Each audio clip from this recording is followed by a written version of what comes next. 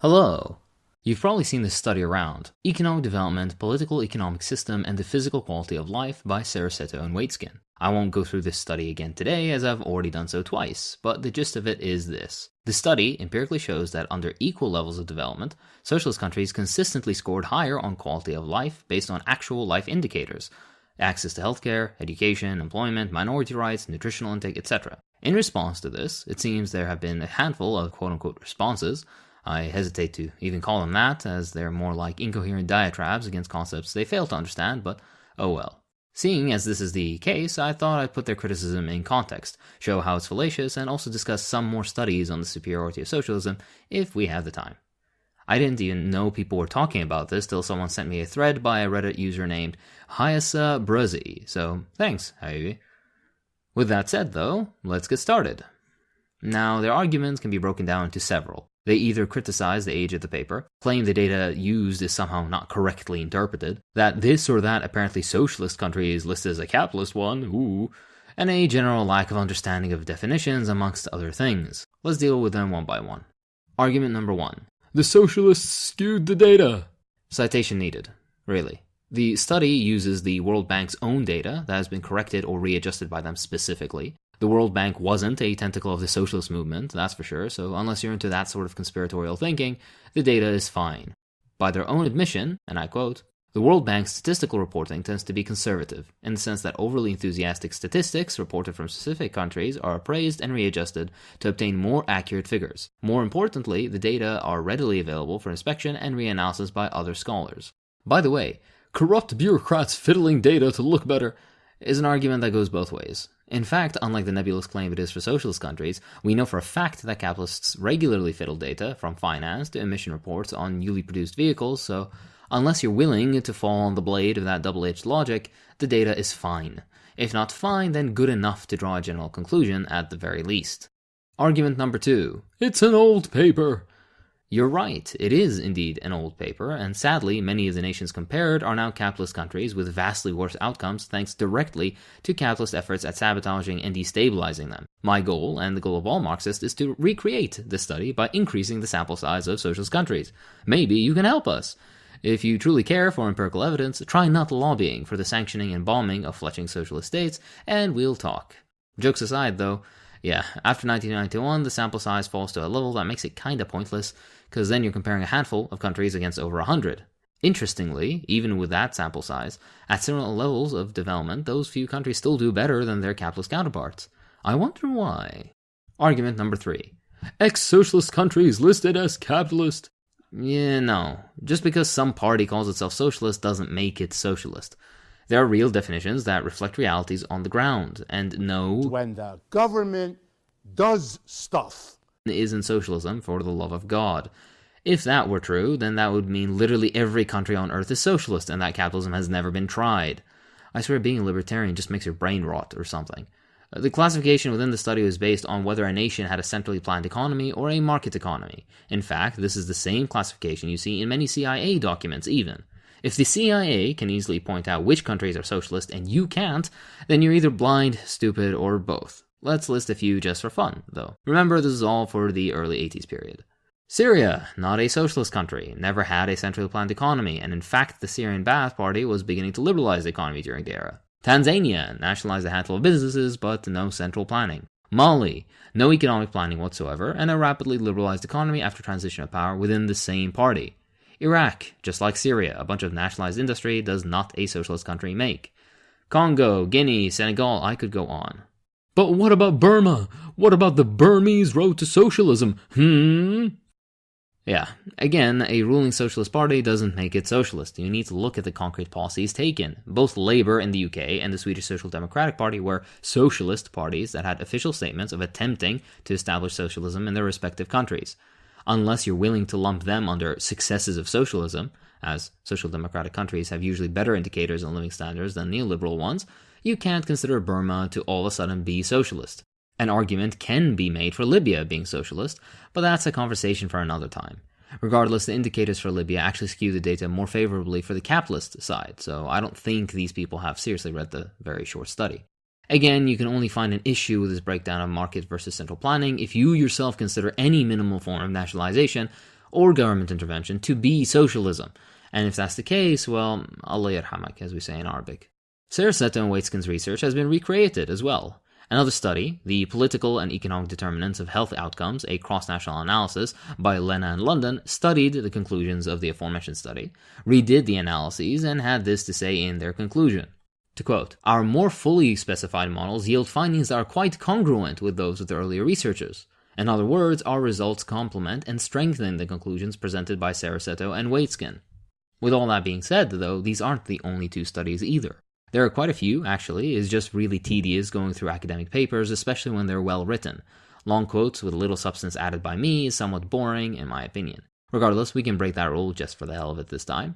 Another great study is Has Socialism Failed? An analysis of health indicators under socialism. The abstract itself really sums it up. This article analyzes the widely held assumption in academia and the mainstream press that capitalism has proven superior to socialism in responding to human needs. The author surveys the health conditions of the world's populations, continent by continent, and shows that, contrary to dominant ideology, socialism and socialist forces have been, for the most part, better able to improve health conditions than have capitalism and capitalist forces. In the underdeveloped world, socialist forces and regimes have, more frequently than not, improved health and social indicators better than capitalist forces and regimes, and in the developed world, countries with strong socialist forces have been better able to improve health conditions than those countries lacking or with weak socialist forces. The socialist experience has, of course, also included negative developments that have negated important components of the socialist project. Still, the evidence presented in this article shows that the historical experience of socialism has not been one of failure. To the contrary, it has been, for the most part, more successful than capitalism in improving the health conditions of the world's populations. The study shows, well, the usual stuff. Broken down by continent, we start with Latin America. Cuba started with similar, if not worse, indicators than most Latin American countries, and under socialism and relentless embargo by the US, pretty much matched or outmatched all of them.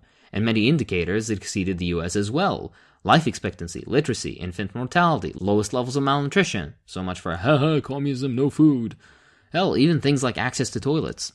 Age-adjusted death rate for enteritis and other diarrheal diseases, sanitation systems, access to medical care, Cuba consistently scores at the same level, if not higher, than unembargoed countries, much richer than itself. If capitalism brought these sort of results, we'd never hear the end of it. The real world, though, reflects the fact that capitalism is incapable of bringing out such tremendous positive change. Within Asia, China and India are compared. In fact, even that comparison isn't fair because China had an even worse starting point prior to the revolution than India had. China at the time of the study had a higher life expectancy than India, lower infant mortality, under 5 mortality, and child death rates, higher nutritional rates, higher levels of literacy, I can go on. The current improvements of China are even more dramatic now. And no, conservatives and liberals alike, you can't play the "oh, China is capitalist now" card if you blame every supposedly bad thing China does on communism. You either sit on one side or the other. Otherwise, you just admit your hypocrisy and then we can at least appreciate the honesty. Funnily enough, the only Indian state with favorable indicators is Kerala, the one place with a dominant, radical Marxist tradition in power. I wonder why that is. Must be a coincidence. A neat quote to add is this. Another major country in Asia with a great diversity of nationalities is the former Soviet Union. A comparison of the Asiatic republics of the USSR with comparable countries on their borders shows that health indicators are much better in what used to be the Socialist Republic of the USSR than in the bordering capitalist countries, even though these indicators were equally poor before socialism was established in the USSR. Table 19 shows the evolution of infant mortality rates in the Soviet republics, including the Asiatic republics. The estimated Central Asian infant mortality rate of 46 per thousand live births in 1975 was considerably better than that of Turkey, 153 per thousand, Afghanistan, 269 per thousand, and Iran, 120 per thousand. End quote. An important point, I feel, as most people always jump to comparing the USSR to the US, a country built on enslavement and genocide that had over a century of uninterrupted development ahead of the USSR, no sanctions, no international embargoes, no diplomatic vilification, practically nothing standing in its way to development, and it still fails massively to this day on even the most basic indicators such as access to healthcare, employment, equal representation, and so much more. A fairer comparison would be, for example, the countries directly surrounding the USSR, or those with similar historical, cultural, and economic histories. With that taken into account, it becomes abundantly clear which side of the border you'd rather be on. The author seems confused at a point, though, possibly due to his particular ideological leanings, when he states that European socialisms don't compare well with European capitalist nations. Later on, though, he goes on to show that this isn't the case, and that health and other indicators of European socialist countries are at least at the level of much wealthier, uneconomically blockaded European capitalist countries, if not only ever so slightly worse, which again has to have the surrounding conditions taken into account.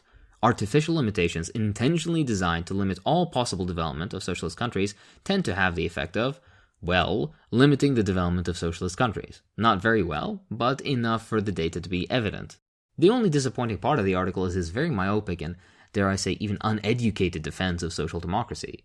He has such ridiculous statements such as, it is important to stress that for most of the century, the two socialist traditions, meaning Leninist and Social Democratic, differed in their means but not in their ends. Indeed, social democracy for most of the century has aimed at the establishment of socialism. This is blatantly wrong. Leninist parties actually succeeded in eliminating capitalism within a few years in power, if even that.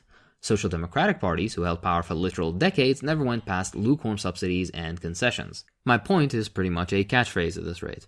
If socialism really sucks so bad, why do capitalist countries work so hard to make sure they fail? Why do they sanction, assassinate, diplomatically vilify, invade, bomb, sabotage, form entire globe-spanning military cooperation, and so much more if socialism would just supposedly crumble under its own weight? Maybe it's because they themselves understand the massive transformative ability of socialist economic systems, and are afraid that they'll lose all their power and privilege to it. They understand that very well, actually. It's just they're useful idiots that don't. Further research you can take a look at includes those appearing on the screen now. This isn't even all of it, but the record is fairly clear. Unlike the Mickey Mouse research funded by literal oil company barons and right-wing think tanks, market liberalization, privatization, and severe austerity on already poor populations doesn't make a country prosperous. It just makes those that fund that research prosperous. That's all for this time. If you enjoy what I do, then please consider supporting me on Patreon. It really does help.